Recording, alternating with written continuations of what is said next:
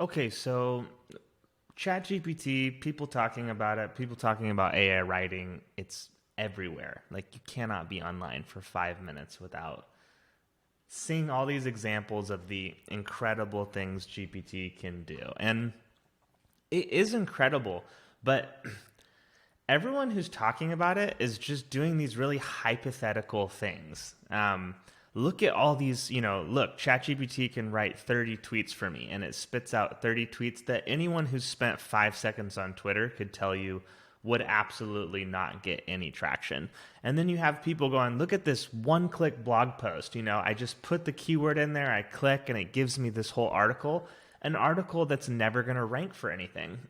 And so most of the examples that you're getting do not really show the practical use cases of AI because the purpose of the content is hype. The purpose of the content is to tap into vague, non-focused hype surrounding this topic and just get you to follow the brand, to hear all these conceptual ideas that would never translate into anything real, that the person talking about them has never used for anything real. So Mini-Rant, mini unnecessary, unuseful to you rant over, I want to show you an example of how AI and how ChatGPT is actually making a difference in the real writing I'm doing that's focused on getting real results. Now, I'm hoping over the next 3 months to have the actual results to show you. Well, I'm not hoping, I will have those results, whether they are successful or not. We will see, but I think they will be useful either way. So the thing I want to show you here real quick is just I'm writing a real article with the goal of providing something meaningful to real people, and I'm using AI to help. And so in this particular example, I'm writing an article on how to write a cover letter. And for each section of the cover letter, I want examples. And coming up with hypothetical examples or real examples is a huge challenge of high-level writing because in the one sense, if you use real examples, you need to go find ones that do a good job of illustrating your point, and then you need to link to them. And both of those have issues. Finding good examples that really fit the point you're trying to make is shockingly hard. And it's only gotten more and more difficult over the years as content that ranks has become increasingly conceptual. In the early days of my career, it was very easy to go find real, recent case studies of actual results. A lot of what people published online was actual first-person, insight. So they would do something, it would get a result, and they would share about the result that they got, and that would establish thought leadership for them. But over the last 10 years, the public-facing content has become increasingly kind of somewhere between surface level and evergreen, with that being kind of a negative interpretation to a positive interpretation. When you get online and search for most things, you end up getting these big, lengthy, mostly conceptual and regurgitated pieces of content versus the older days where you were following individual people's blogs and could find actual case studies pretty quickly, pretty easily. You go to trying to find a case study today, and you're going to go on a stream of you get a case study cited in an article that links to another article citing the same case study, and you go on that rabbit trail to get to the original study, and it was published in like 2005. So it's not even recent. In many cases, it's not relevant. All that to say, real examples are a challenge, and even if you do find the right ones, you then need to link out, which would kind of hurt you in some ways on the SEO end.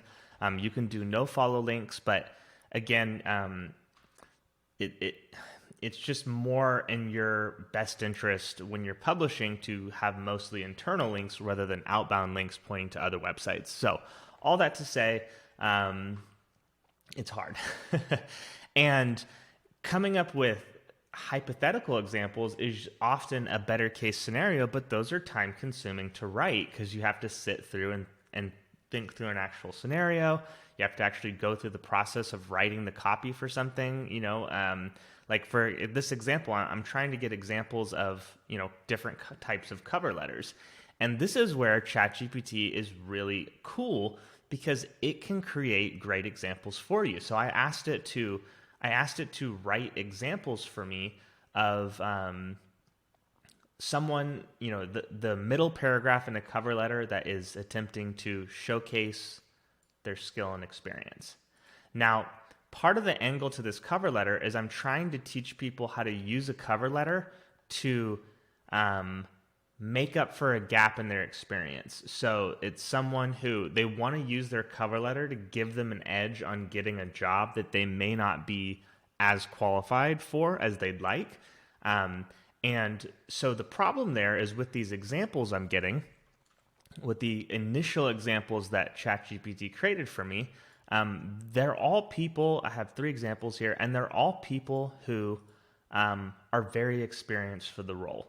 The type of people you would expect to be showing up at the front of the application list. And while I want to use one of those to illustrate for this purpose, I also want some examples that are not, ideal for the role. And this is what's so cool about ChatGPT is I popped in here, and after it gave me these examples, I said, what's cool is that you can follow up on the previous prompts that you had for it. So I asked it to write 3 different examples for people with less experience, less transferable experience, who are trying to frame that experience to be more relevant to the role than it really is. Now, that last bit's kind of an opinion piece, a judgment, but what I'm really trying to push GPT to do here is give me someone who's not as experienced, but is trying to reframe. And that's exactly what it did. Although my professional experience has primarily been in the retail industry, I've developed strong communication and problem-solving skills that would be highly beneficial in the customer success associate role at ABC Tech. Obviously, just a hypothetical name here. In my previous position as a store associate, I consistently interacted with diverse customers, addressing their concerns and providing prompt solutions, resulting in a 95% positive feedback rating. Again, it's picking out a skill from retail that could be transferable to like a tech customer success role, which is just so cool because this is exactly the type of thing that I would sit down with someone who, thinks they could never get a tech job or something and be like, look, like you've been doing retail for forever. You're really experienced with working with different customers and helping them, get a positive outcome. And that's exactly what you do in a customer success role, something like that. And again, they do a similar thing with a different example in this next one. But this is the type of thing, like this is 30 seconds. To add this type of like content to, or this type of, these types of examples to content like I would do previously, we're talking about, I'd probably spend an hour trying to come up with 2 or 3 good examples like this. Just because you have to think through the actual scenario, you have to sit down and kind of connect the things, and you think, oh, then maybe along the way you come up with a better example in your mind and you go rewrite that one instead. And boom, 30 seconds, you got 3 examples, and I can continue to iterate off of these if I want, if it's not exactly what I'm looking for. But this is what makes AI right now such a powerful writing tool. And it's not because I can just hop in here, ask it to give me an asset, and it'll mindlessly send me usable materials. That's not where this is at. And I'm not saying it's not going to get there at some point. But it's just like, I get on YouTube, TikTok, Instagram, whatever, and I'm just constantly bombarded with all these superficial use cases that aren't even connected to real marketing or business outcomes. They are purely conceptual. They're purely ideas of how to use it. Nobody's actually talking about how they're really using it, at least not that I'm finding. And the people who do, like they only do it to a shallow extent. Like the most interesting one I saw was the guy who was like, hey, build me a business. I'll spend $100 a day. You tell me what to do. I'll build the business.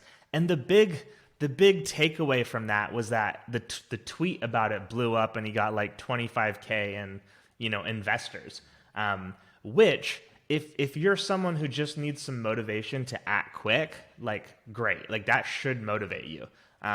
If you're someone in a job, if you're in a job you hate right now, if you're doing stuff that just is really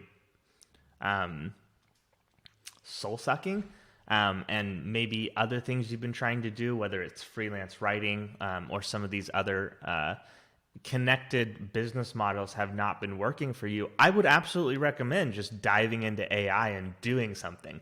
Go start using it, building something, and talk about it. Like build in public with it. You can get so much hype traffic and following and direct investment right now because it's new. But if you're actually working on real things, if you have some level of success already that you're wanting to leverage, this is the type of stuff where AI becomes really powerful. There's these little things that it can do that can make a big difference in terms of the amount of content you can do, the speed to create still high level content, and that's the key. Like, it's yes, you can one click a piece of shit content no one's ever going to read, just like you could go pay $50 to like textbroker.com to get a piece of shit content from a real human that no one was ever going to read. But in terms of actual goals, metrics, things you're realistically you're actually trying to drive profit with, you can make high level content but faster, but a little more, but easier, but at a slightly higher volume, or in some cases, possibly a significantly higher volume. One of the things I'm going to be experimenting with over the next 3 months is basically doing some one-click types of posts to an affiliate blog of mine that is mostly already like pretty low-end human-written content, and is competing against other businesses that are also low-end human content and now low-end, AI-generated content. So I'm going to be seeing if using a tool that kind of overlays some things on top of GPT for SEO purposes can produce like actual ranking content in low competitive spaces. And then I'm also going to be doing content kind of like this, where it is the same quality I would try to make myself, but I'm using AI to help me do the time-consuming pieces and add some of these extra little bits that make an article really useful. I could put a bunch of stuff that's just telling you how to write a letter, but actually showing you multiple examples of that letter is really useful. And if I were doing this myself, I'd probably try to just write one core example and break it up and use like that one piece. I'd have one cover letter, I'd come in and I'd focus on each piece of it and explain the concepts. But having multiple examples is better. It helps people's brain connect with it on different levels. And so anyway, I'm really excited about this, and I really needed an opportunity to quickly rant about all the AI content. So hopefully this was useful and kind of gave an inside track on how people are actually using this right now, at least myself. I am going to be doing some interviews with people here in the near future who are also using it in real, tangible capacities, and trying to give you an insight on how they're approaching it, because everyone's different, and I'm just beginning to tap into this. I don't consider myself an expert on this by any means, even though I've been more involved in this space than a lot of people. But anyway, hope this was helpful. If you found something useful from this, if you've been using ChatGPT or any of the AI-driven content tools to go after real business results, let me know in the comments. Tell me what you're doing, and let's talk about it.